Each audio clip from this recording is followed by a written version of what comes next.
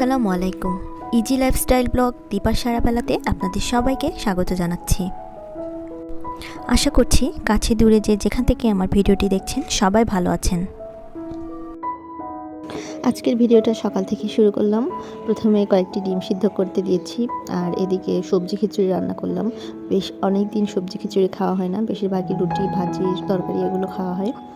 তো ভাবলাম আজকে সবজি খিচুড়ি রান্না করি, আর সকালের খাওয়া দাওয়া শেষ করে দুপুরের রান্নাগুলো শুরু করব। তার জন্য সব কিছু গুছিয়ে রেখেছি। এই তো শাক বেছে ধুয়ে আবার ভিজিয়ে রেখেছি, যাতে গায়ে কোনো ময়লা থাকলে সেটা পানিতে ঝরে যায়। আরও একবার ধুয়ে উঠিয়ে নেব।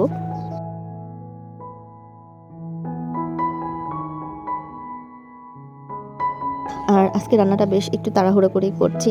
তো আলু কেটে রাখা ছিল, মানে আমার বুয়া কেটে রেখে গিয়েছিল, সেগুলো ভাপিয়ে রাখছি যে ছেলে ভেজে খায়। আর ছেলের জন্য একটু তাড়াতাড়ি ভাত বসিয়ে দিয়েছি।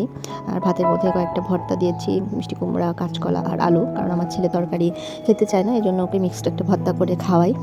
আর এদিকে শাক ভাজিটাও বসিয়ে দিচ্ছি। তো পেঁয়াজ আর মরিচ সাথে একটু রসুন বাটা দিয়ে ভাজছি। আজকে রসুন কুচি করা ছিল না, এটা মনে ছিল না, তো পরে একটু বাটা দিয়ে একটু ভেজে নিয়ে তারপর শাকটা ভাজি করে নিচ্ছি। আর শাক ভাজিতে পেঁয়াজের থেকে কিন্তু রসুনের ফ্লেভারটা বেশি ভালো লাগে। আর শাক ভাজিতে দেখা যাচ্ছে অনেকগুলো মরিচ, কিন্তু আসলে খুব ঝাল নেই, তাই অনেক বেশি করে একটু মরিচ দিয়ে নিয়েছি। আর লাল শাকের সাথে কলমি শাক মিক্স করে ভাজি করছি। এভাবে মিক্স করে ভাজি করলে খেতে বেশি ভালো লাগে। একদম শুধু লাল শাক কিংবা শুধু কলমি শাক ভালোই লাগে, তারপরও এটা একটু আমার কাছে বেশি ভালো লাগে, দুই রকম একটা ফ্লেভার পাওয়া যায়, আর দেখতেও বেশ ভালোই লাগে। ওদিকে ভাতটা হয়ে গিয়েছে, ভাতের মাড় গালার জন্য বসিয়ে দিলাম।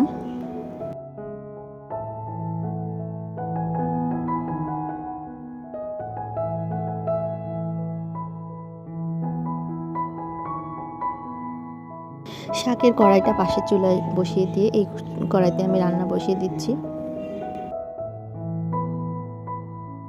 ভিডিওর এই পর্যায়ে কয়েকটি কথা বলে নিই, সেটা হচ্ছে আমার ভিডিওর কোথাও কোনো অংশ যদি একটু হলেও ভালো লাগে তাহলে অবশ্যই লাইক দিন।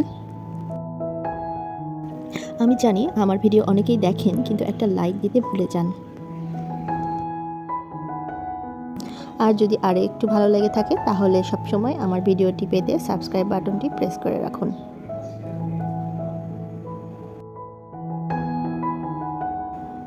মুরগির মাংস রান্না করব, তার জন্য পেঁয়াজ, আদা, রসুন এসব কিছু ভেজে নিচ্ছি। আমার ভিডিওতে বেশিরভাগই মুরগির মাংসের রেসিপি রান্না করতে দেখা যায়, কারণ আমার মেয়ে মুরগির মাংস ছাড়া খুব একটা ভাত খেতে চায় না। মুরগির মাংসটাই ওর বেশি পছন্দ, অন্যান্য মাছও তেমন পছন্দ করে না। আর শুধু ও না, আমি নিজেও খুব একটা অন্যান্য মাছের তুলনায় মুরগির মাংসটা খেতে বেশি পছন্দ করি। এই জন্যই আমার কাছে রান্নাটা খুব সহজও মনে হয়, আর রেগুলারই করা হয়। মুরগি রান্না থাকলে আর টেনশন থাকে না, নাহলে আমার মেয়ে খাওয়া নিয়ে ঝামেলা করে।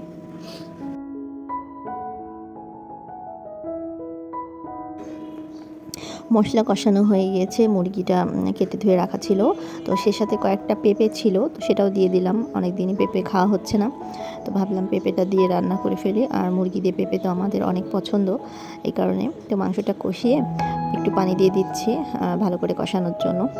খুব তাড়াহুড়ো করে রান্না করছি, ভিডিওতে মনে হয় যে অনেক সহজেই রান্না হয়ে যায়, আসলে সব কিছু তো এত সহজ না। যারা গৃহিণী তারাই বলতে পারবে যে প্রতিদিনের রান্না বান্না কাজকর্ম কতটা কষ্টের।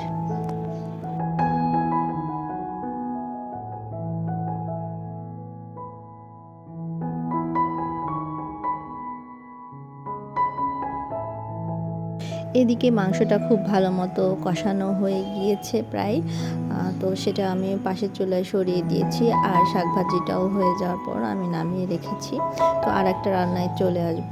তো রান্নাটার পুরোপুরি দেখানো হয়নি। আর এখন কাঁচকলা দিয়ে ইলিশ মাছ রান্না করব, তো সেজন্য একটু পেঁয়াজ দিয়ে নিলাম, ভাজবো। এই রান্নায় খুব একটা মশলার প্রয়োজন হয় না, তো খুব সামান্য পরিমাণে মশলা ব্যবহার করব। আর মাছটাও আজকে কষিয়ে রান্না করব। তো পেঁয়াজটা একটু ভেজে নিয়ে হালকা একটু পানি দিয়ে নিলাম, যাতে মশলা পুড়ে না যায়। মরিচের গুঁড়া, হলুদের গুঁড়া, লবণ, ধনিয়া জিরা গুঁড়া খুব অল্প অল্প পরিমাণেই দিয়ে নিচ্ছি। দিয়ে একটু মশলাটা সামান্য ভেজে মাছগুলো কষিয়ে নেব।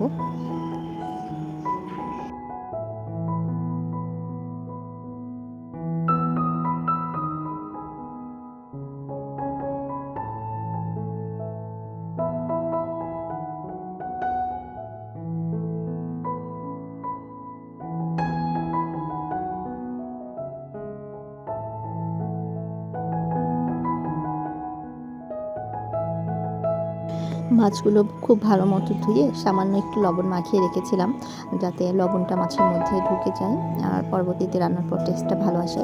তো মাছটা আমি ভালো করে কষিয়ে নিচ্ছি, যেহেতু ভাজবো না তো একটু কষিয়ে আবার উঠিয়ে রাখছি।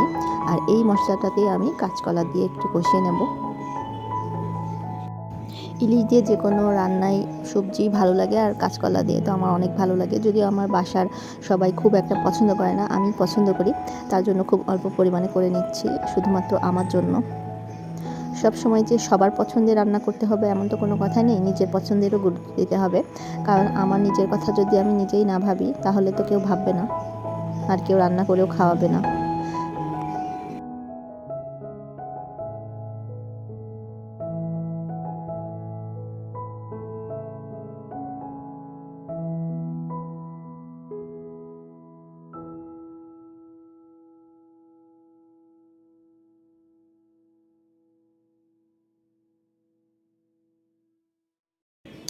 তো এখন আমি এই কলাটা বেশ ভালো করে কষিয়ে নিয়েছি, অনেকটা সিদ্ধই হয়ে গিয়েছে এমন। তো তারপরে আমি পরিমাণ মতো গরম পানি দিয়ে দিয়েছি। গরম পানি দিলে রান্নাটা একটু তাড়াতাড়ি হয় আর সুস্বাদুও হয়। তো পানিটা দেওয়ার পর আমি আবার যে কষিয়ে রেখেছিলাম মাছটা সেটা দিয়ে দিলাম, আর ওদিকে মুরগির মাংসটা প্রায় হয়ে এসেছে। আমি ওখানে ভাজা গরম মশলা, জিরা গুঁড়া, এগুলো যা যা প্রয়োজন সব কিছু দিয়ে ওটা নামিয়ে রাখবো।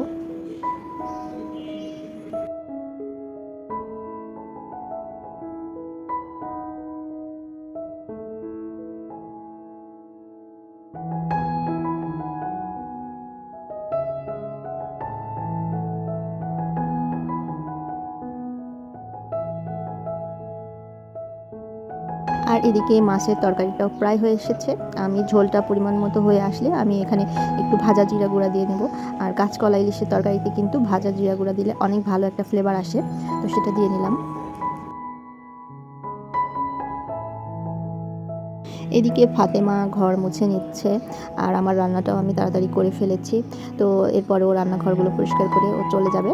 আর ও চলে যাওয়ার পর আমি ছেলেকে নিয়ে আসলাম চুল কাটাতে। বেশ অনেক দিনই কাটবো কাটবো করে সময় হচ্ছিল না, তো ভাবলাম আজকেই চলে আসি। আর দুপুরের টাইমটা সেলুন ফাঁকা থাকে, আর তারপর ছেলেকে এনে গোসল করানো সহজ হয় এজন্য।